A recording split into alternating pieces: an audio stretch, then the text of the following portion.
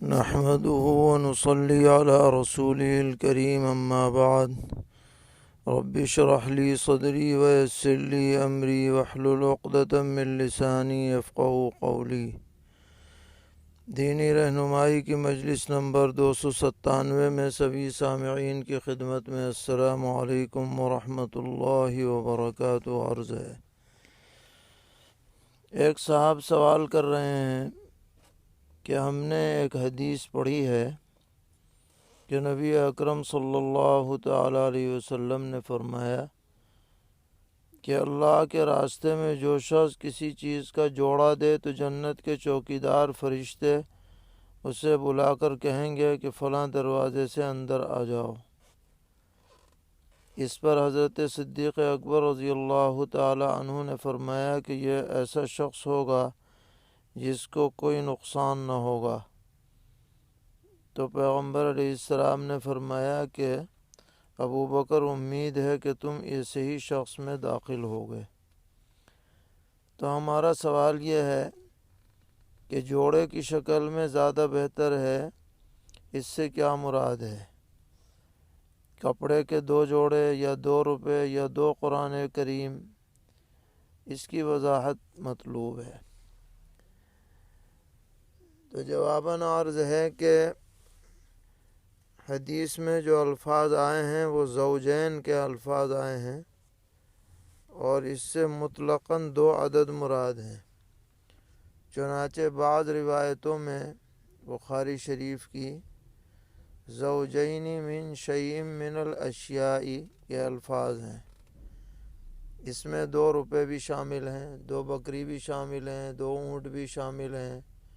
الغرض ایک صنف کی 2 چیزیں جب اللہ کے راستے میں خلوص کے ساتھ خرچ کی جائیں گی تو یہ بشارت ایسے سب لوگوں پر منطبق ہوگی۔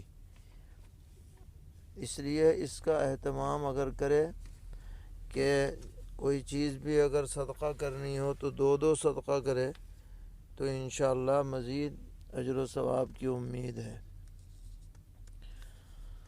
سوال کرتے ہیں کہ اشہر حرم میں سب سے افضل مہینہ کون سا ہے، اور یہ بھی بتائیں کہ کسی بھی نیک عمل کا ثواب کس مہینے میں سب سے زیادہ ملتا ہے۔ جواباً عرض ہے کہ سب احادیث وغیرہ کو سامنے رکھنے سے یہ پتہ چلتا ہے کہ تمام مہینوں میں سب سے افضل مہینہ رمضان المبارک کا ہے۔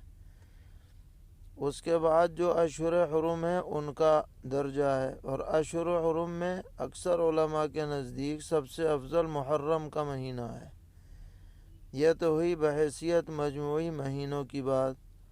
البتہ دنوں کے اعتبار سے بہت سے علماء نے یہ بات لکھی ہے کہ عشرہ ذی الحجہ 10 دن جو ہیں یہ سب سے افضل ہیں، اور راتوں کے اعتبار سے رمضان کا آخری عشرہ یعنی آخری 10 راتیں جو ہیں وہ سب سے افضلیت رکھتی ہیں۔ تو الغرض رمضان کو سب سے زیادہ فضیلت حاصل ہے۔ سوال ہے کیا مدرسہ شاہی مرادآباد کے فارغین کو قاسمی لکھ سکتے ہیں؟ اس بارے میں صحیح رائے کیا ہے؟ رہنمائی فرمائیں۔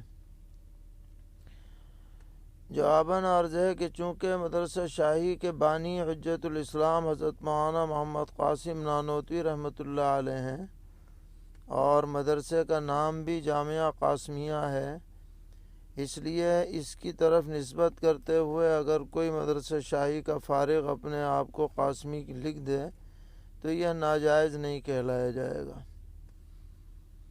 لیکن اگر قاسمی کے ساتھ شاہی بھی بڑھا دے تو اور بہتر ہے، تاکہ کسی قسم کا اشتباہ نہ رہے، کیونکہ عام طور پر جب مطلق قاسمی بولا جاتا ہے تو ذہن دارالعلوم دیوبند کے فضلاء کی طرف جاتا ہے، تو شاہی لگانے سے یہ امتیاز مزید واضح ہو جائے گا۔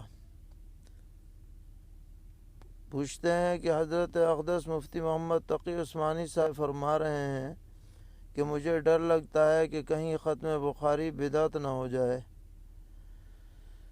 تو اس کی وضاحت مطلوب ہے۔ جواباً عرض ہے کہ ختم بخاری شریف کی تقریب کو فرض، واجب یا مستحب اگر سمجھا جانے لگے گا تو یقیناً اس کے اوپر بدعت کا اطلاق ہوگا، اور اسی جانب حضرت نے غالباً اشارہ فرمایا ہے کہ یہ دین کا ایک حصہ قرار دے دیا جائے تو بلا شبہ یہ دین میں زیادتی اور بدعت ہوگی، لیکن اگر واجب، فرض، سنت، مستحب کچھ نہ سمجھا جائے بلکہ مدرسے کے تعلیمی سال کے اختتام کی تقریب کے طور پر اس کا انعقاد ہو اور اس میں کوئی غلو نہ ہو، کوئی منکر مزید شامل نہ ہو، تو اس کو بدعت نہیں کہا جائے گا۔ سوال کرتے ہیں کہ امام صاحب نے نماز میں سورہ القاریہ پڑھی اور اس میں القاریۃ ما القاریہ پڑھنے کے بعد پھر یوم یکون الناس کالفراش المبثوث پڑھی، پھر ایک آیت چھوڑ دی، پھر اخیر میں امام صاحب نے سجدہ سہو بھی کر لیا، تو نماز کا کیا حکم ہے؟ جواباً عرض ہے کہ چونکہ 3 آیتیں پڑھ لی گئی ہیں اگرچہ بھی ترتیب نہ ہو، اس لیے سجدہ سہو کی ضرورت نہ تھی، لیکن اگر کر لیا گیا اور پھر وقت بھی نماز کا نکل گیا تو نماز ادا ہو گئی، دہرانے کی ضرورت نہیں ہے۔ سوال ہے کہ ایک شخص نے کسی مسجد میں نماز پڑھی، نماز سے فارغ ہونے کے بعد معلوم ہوا کہ امام صاحب کی داڑھی کتری ہوئی ہے، حالانکہ ہم جانتے ہیں کہ ایسے شخص کے پیچھے نماز پڑھنا مکروہ تحریمی ہوتا ہے، تو سوال یہ ہے کہ جو نماز دھوکے سے پڑھ لی گئی تو نماز دہرانی پڑے گی یا درست ہو جائے گی؟ جواباً عرض ہے کہ اگر پہلے سے علم ہو جائے اور متبادل جماعت کا انتظام ہو سکے، یعنی کسی اور مسجد وغیرہ میں جا کر، تو آدمی کو ایسی جگہ نماز نہیں پڑھنی چاہیے، لیکن اگر مجبوری ہو یا پہلے سے علم نہ ہو اور اس کے پیچھے نماز پڑھ لی گئی جیسا کہ آپ نے سوال میں لکھا ہے، تو نماز فی نفسی ہی ادا ہو گئی، اس میں کراہت جو بھی ہوگی امام پر ہوگی، آپ پر نہیں۔ سوال ہے کہ شب برات کی رات میں مساجد کے اندر کافی لوگ جمع رہتے ہیں، اس موقع پر مختلف عنوانات پر بیان کرنا کیسا ہے؟ ہمارے یہاں 1-2 مساجد میں یہ سلسلہ جاری ہے، تو بقیہ مساجد میں بھی سلسلہ شروع کر سکتے ہیں یا نہیں؟ جواباً عرض ہے کہ عشاء کے بعد تھوڑی بہت دیر اصلاحی گفتگو میں تو کوئی مذائقہ نہیں ہے، لیکن پوری رات جاگنا اور تقریبات کے طور پر اس رات کو منانا، تہوار کے طور پر، یہ سب چیزیں شریعت میں ثابت نہیں ہیں، قابل ترک ہیں، ان کے اوپر نکیر ہونی چاہیے۔ سوال ہے ایک شخص آئندہ سال رمضان المبارک میں عمرے کے لیے جانا چاہتا ہے، تو اس نے 1 سال پہلے ہی پیسے جمع کر دیے، تو اس جمع کرنے والے شخص پر اس رقم پر زکوٰۃ واجب ہوگی یا نہیں؟ جواباً عرض ہے کہ اگر امانت کے طور پر جمع کیے ہیں پیسے تو زکوٰۃ واجب ہے، اور اگر باقاعدہ معاملہ طے کر کے ایجنٹ کے پاس رقم جمع کرائی، گویا پیشگی رقم دے دی ہے، اسے واپسی کا کوئی مطلب نہیں ہے، تو اس پر زکوٰۃ واجب نہیں ہوگی، کیونکہ اس پر اس کی ملکیت نہیں رہی۔ سوال ہے کہ ایک شخص نے دوسرے کو دھوکہ دے کر رقم لے لی، اب وہ دینا نہیں چاہتا، تو کیا جس کی رقم ہے وہ اس کو زکوٰۃ سمجھ کر معاف کر دے اور اپنی زکوٰۃ میں حساب میں جوڑ لے تو زکوٰۃ ادا ہو جائے گی یا نہیں؟ جواباً عرض ہے کہ اس طرح زکوٰۃ ادا نہیں ہوگی۔ ادائیگی کی شکل یہ ہے کہ اولاً اگر وہ مستحق زکوٰۃ ہو جس نے پیسے لیے ہیں، اس کو زکوٰۃ کی رقم دے دی جائے، پھر اس سے اپنی رقم کا مطالبہ کیا جائے، تو یہ شکل جواز کی ہو سکتی ہے۔ سوال ہے کہ اگر شوہر اپنی بیوی سے کہے کہ ہم تم کو طلاق دے دیں گے، تو اس سے طلاق ہوئی یا نہیں؟ جواباً عرض ہے کہ دے دیں گے یہ دھمکی کا یا وعدے کا جملہ ہے، اس سے کوئی طلاق واقع نہیں ہوئی۔ طلاق کے لیے ایقاع ہونا چاہیے، یعنی نفاذ ہونا چاہیے طلاق کا، تب طلاق واقع ہوتی ہے۔ پوچھتے ہیں کہ کریڈٹ کارڈ کا استعمال سود سے بچتے ہوئے درست ہے یا نہیں؟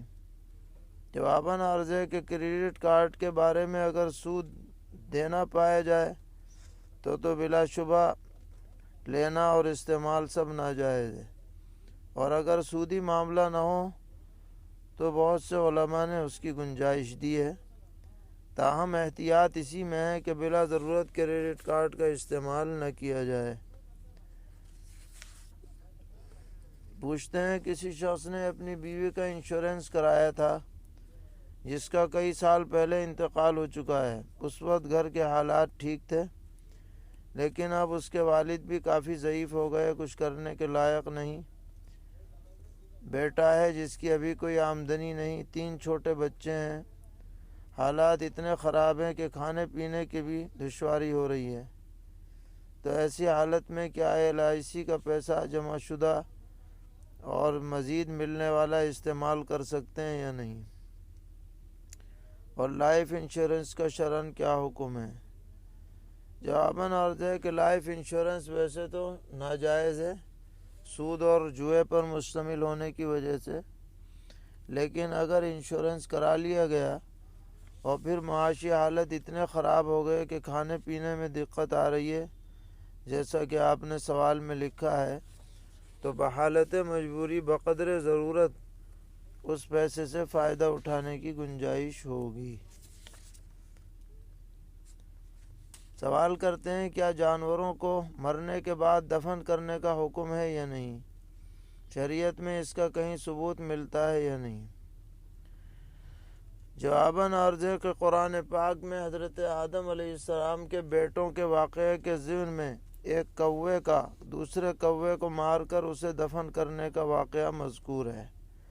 البتہ احادیث وغیرہ میں جانوروں کو دفن کرنے کا کوئی خاص حکم تو نہیں دیا گیا، لیکن اگر جانور مر جائے، اس کو اگر اپنی جگہ پر چھوڑ دیا جائے تو بدبو اٹھے گی جس سے دوسروں کو تکلیف ہوگی، اور دوسروں کو تکلیف سے بچانا یہ بھی شریعت کا حکم ہے۔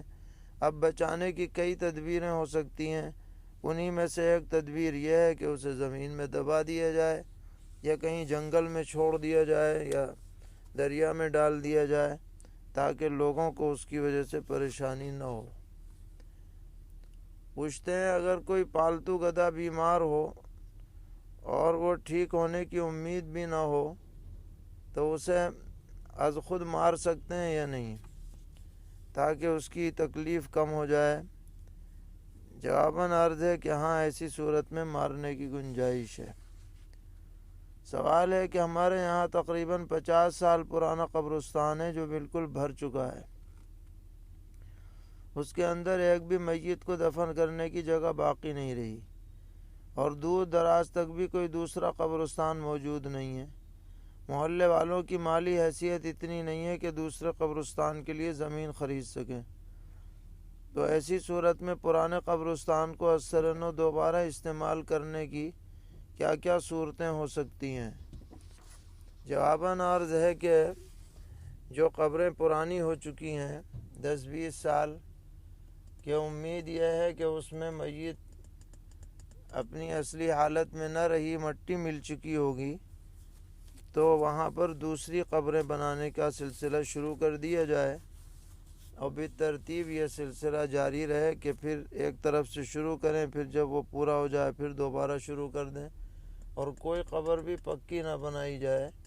تو اس طرح سے یہ قبرستان بار بار استعمال ہو سکتا ہے، اس میں شرعاً کوئی حرج نہیں ہے۔